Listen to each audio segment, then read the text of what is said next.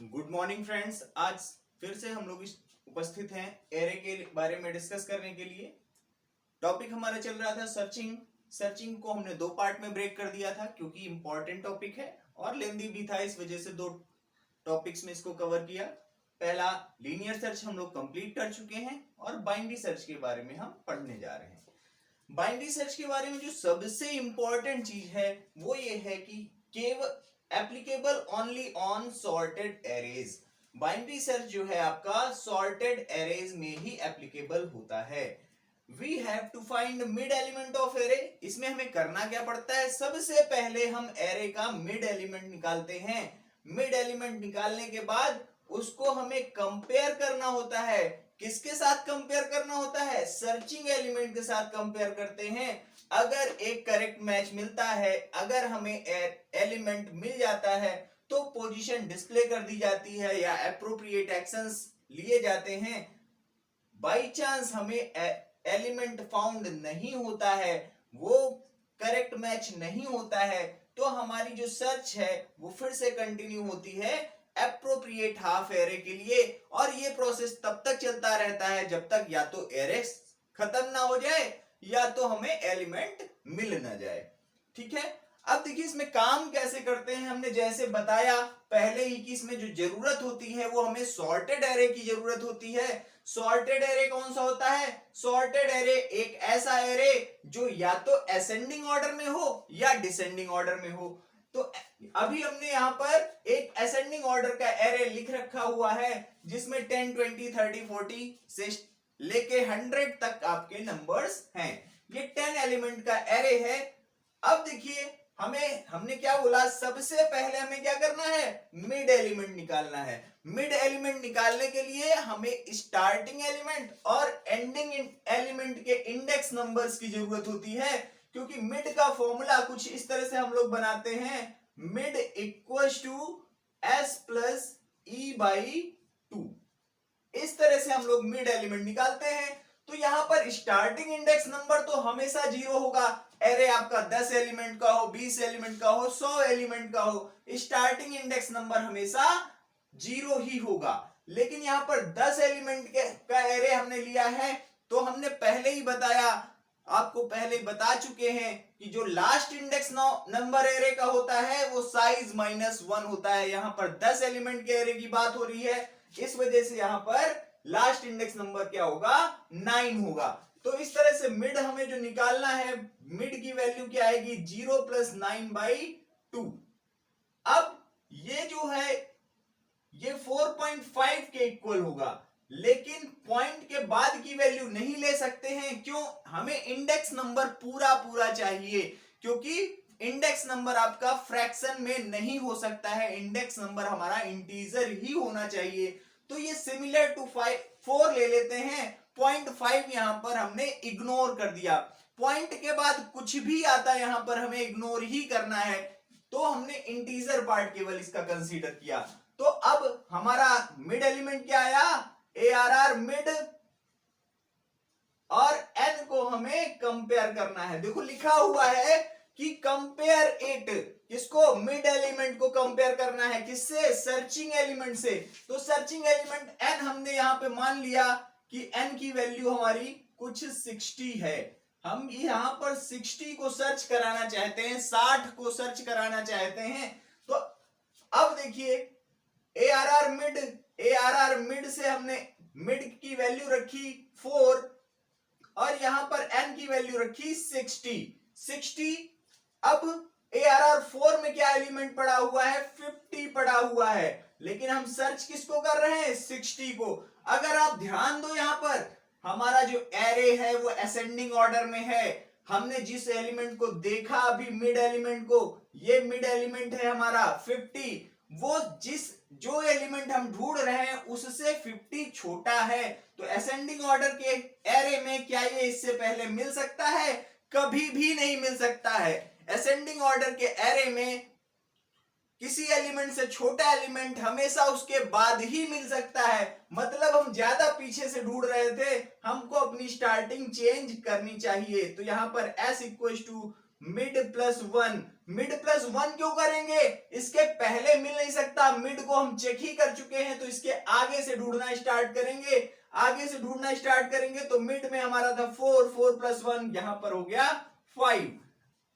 अब फिर से हमें वही प्रोसेस हमारा सेम रहेगा, प्रोसेस में कोई चेंज नहीं, s प्लस ई बाई 2।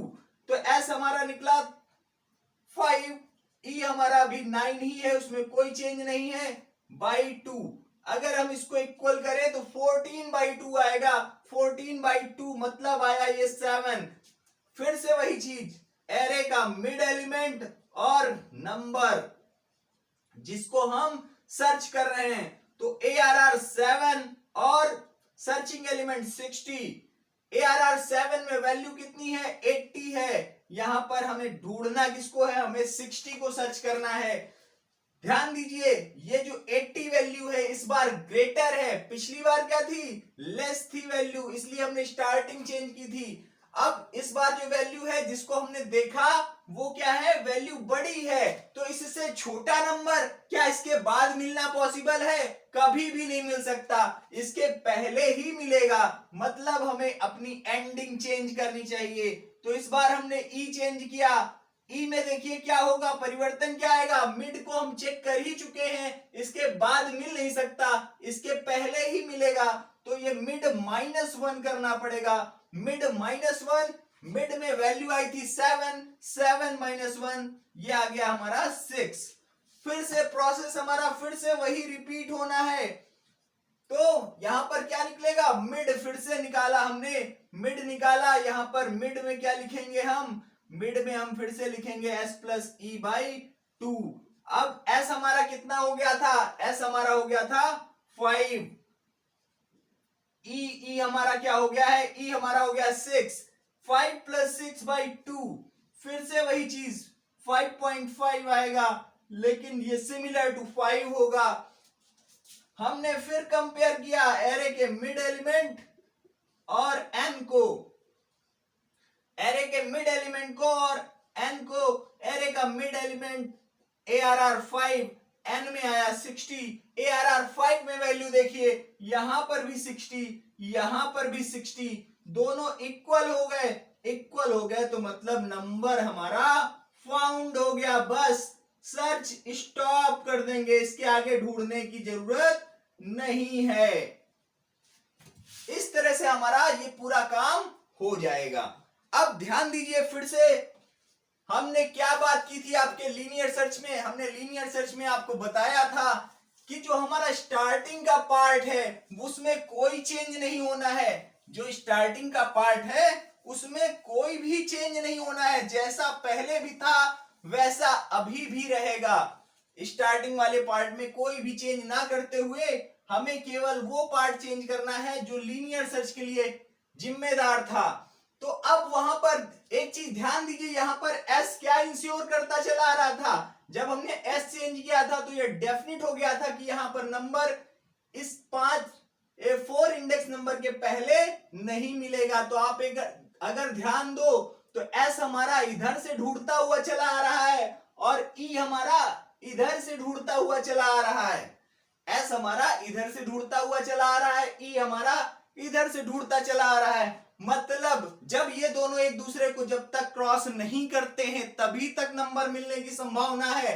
तो हम ये जो सर्चिंग वाला बाइनरी सर्च वाला लूप लगाएंगे वो कहां से लगाएंगे? हम लगाएंगे while s less than equals to e। हमें बाइनरी सर्चिंग में ये कंडीशन लगानी है। कब तक सर्च करना है? जब तक s हमारा e से छोटा है। अब ध्यान दीजिए, मिड कैसे निकालेंगे? s plus E by 2, s plus E by 2। देखिए यहां पर लिखने का तरीका ऐसा था, यहां पर इस तरह से लिखेंगे, चीज एक ही है, लिखने का बस तरीका बदला हुआ है। उसके बाद हमें क्या करना है? उसके बाद हमें चेक करना है। क्या चेक करना है? पहली कंडीशन क्या थी? एरे का जो मिड एलिमेंट है, एरे का mid element less than n था। जब देखिए जब लेस देन n था इस जगह पे, यहां पर आपका एरे का mid element less than n था, तब हमने क्या किया था? तब हमने स्टार्टिंग इसकी चेंज की थी, s equal to mid plus 1 किया था यहां पर। फिर इसके बाद एल्स, एल्स के साथ हम फिर से इफ लगा देंगे, यहां पर स्पेस है, else space if, else if हो जाता है। फिर से हमने यहां पर क्या चेक, एल्स इफ में हमने फिर कंडीशन चेक की। क्या कंडीशन चेक की? ये दूसरी वाली कंडीशन चेक की। क्या? कि एरे का जो मिड एलिमेंट है वो आपका जब ग्रेटर देन एन है, तब हमने क्या किया था? तब हमने ये किया था, हमने एंडिंग इसकी चेंज की थी। आप ध्यान दीजिए, हमने इस जब ARR मिड हमारा ग्रेटर देन एन था तो हमने इसका ई चेंज किया था, एंडिंग चेंज की थी। तो वही चीज हमें यहां लिखनी है, e equal to mid -1, semicolon से टर्मिनेट करते हुए फिर एल्स। अब देखिए, जब कोई नंबर लेस भी नहीं है ग्रेटर भी नहीं है तो केवल 3 रिलेशन होते हैं, या तो कोई नंबर किसी दूसरे नंबर से छोटा होता है, या कोई नंबर दूसरे नंबर से बड़ा होता है। अगर ना छोटा है ना बड़ा है तो डेफिनेटली वो बराबर होगा। तो इसमें हमें फिर से चेक करने की कोई जरूरत नहीं है, क्योंकि बराबर वाले केस में देखिए क्या हमें लिखना था, हमें लिखना था found equal to 1, number is found, printf से हमने लिखा नंबर इज फाउंड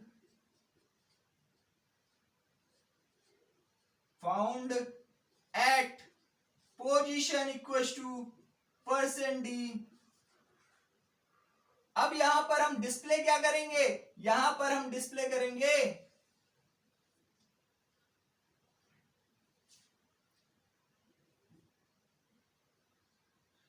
मिड +1। हमने पहले भी बताया कि जो पोजीशन होती है वो इंडेक्स नंबर से हमेशा एक ज्यादा होती है। मिड आखिर है क्या? मिड हमारा जो भी निकलता था, 7 निकला था या 4 निकला था या 5 निकला था, हर बार मिड हमारा क्या था? इंडेक्स नंबर ही था। इस वजह से हमें यहां पर +1 करना पड़ेगा। लास्ट में जैसे ही नंबर हमारा मिल गया वैसे ही सर्च स्टॉप करनी है। स्टॉप करने के लिए ब्रेक की जरूरत पड़ेगी, क्योंकि ब्रेक की मदद से ही हम इस व्हाइल लूप के बाहर आ पाएंगे।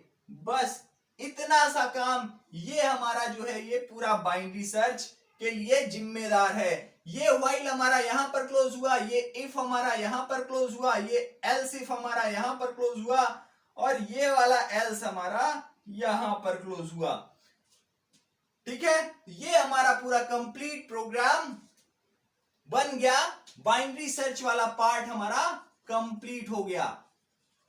ये बाइनरी सर्च हमारा इतने पार्ट से होता है। तो जो हमने पिछली बार एक बॉक्स बनाया था लीनियर सर्च में, उसी को रिप्लेस कर देना है। अगर हम इसको कंप्लीट प्रोग्राम की बात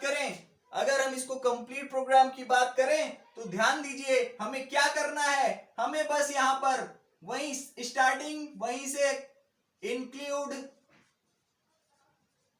stdio.h,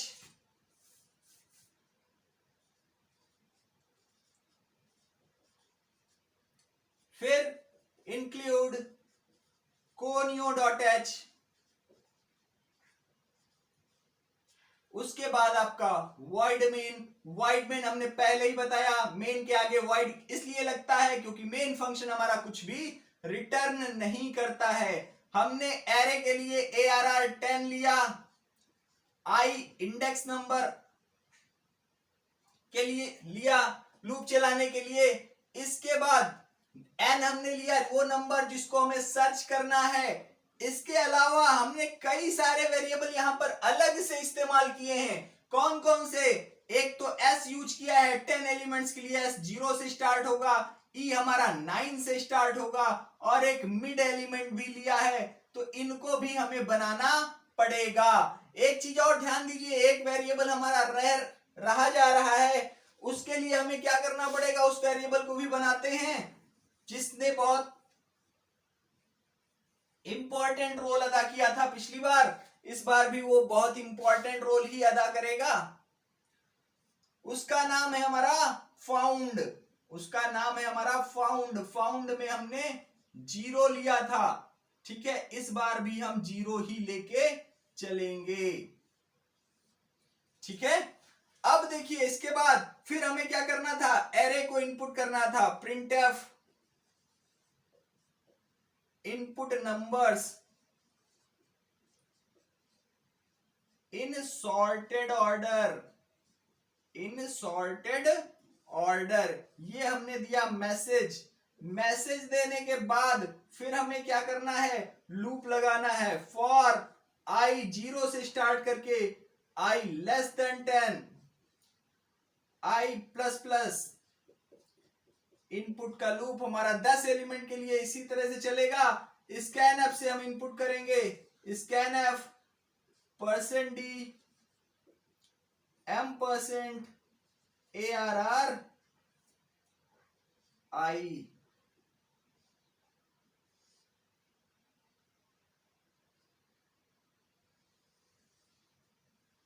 ठीक है, यहां से हमारा ये इनपुट पार्ट, एरे का इनपुट यहां से कंप्लीट हुआ। अब हमें क्या इनपुट करना है, input number two search, number two search. ये हमने मैसेज दिया। इसके बाद स्कैन ऐप से हमने इसको भी इनपुट किया।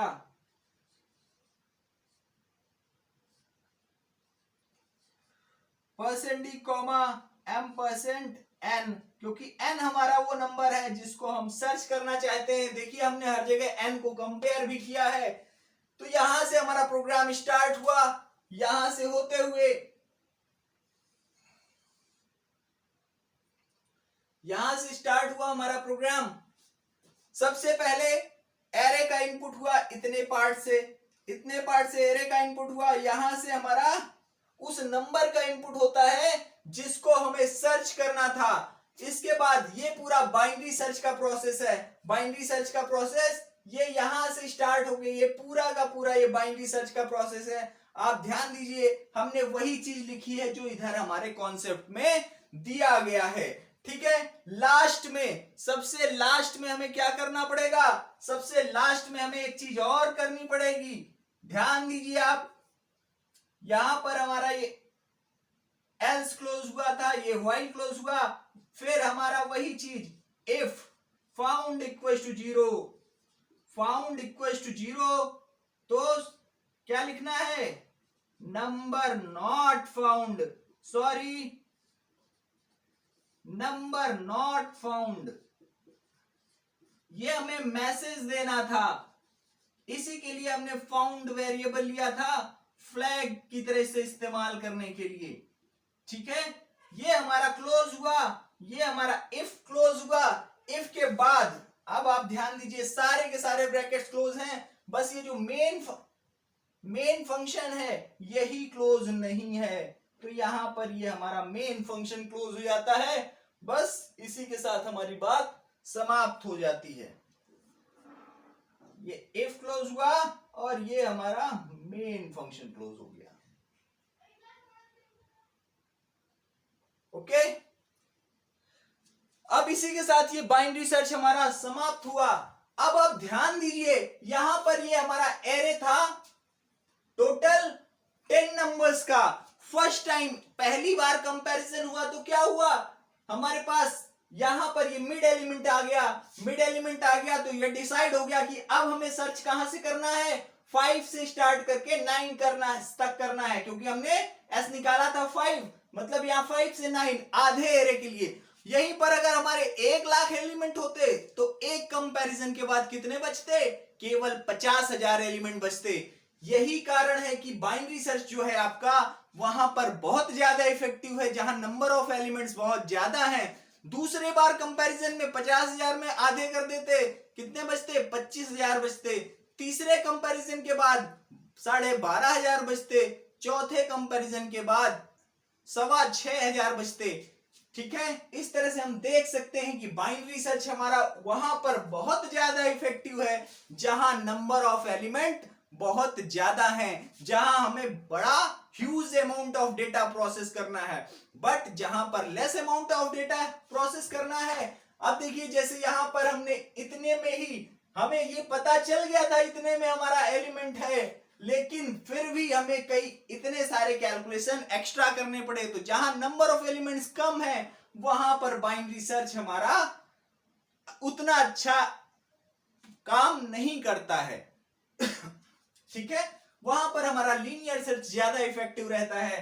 ये हमारे डिफरेंसेस हैं लीनियर सर्च और बाइनरी सर्च में। तो पहला डिफरेंस क्या है? सबसे पहला डिफरेंस, लीनियर सर्च हमारा किसी भी तरह के एरे में एप्लीकेबल होता है, जबकि बाइनरी सर्च हमारा केवल और केवल सॉर्टेड एरेज में ही एप्लीकेबल होता है। दूसरा बड़ा अंतर, लीनियर सर्च हमारा कम अमाउंट, जहां डेटा का अमाउंट कम होता है वहां पर बहुत ज्यादा इफेक्टिव रहता है, जबकि बाइनरी सर्च जहां पर अमाउंट ऑफ डेटा बहुत ज्यादा रहता है वहां बहुत इफेक्टिव रहता है।